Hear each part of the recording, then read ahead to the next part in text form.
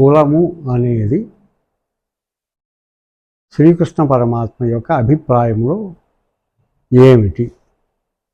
అర్జునుడు కులక్షయం అయిపోతున్నాడు, నిజమే. మనకేవో చాలా కులాలు ఉన్నాయి, 1, 2, 3, 4, 100 కులాలు ఉన్నాయి. కానీ కులాల వల్ల లాభమా నష్టమా?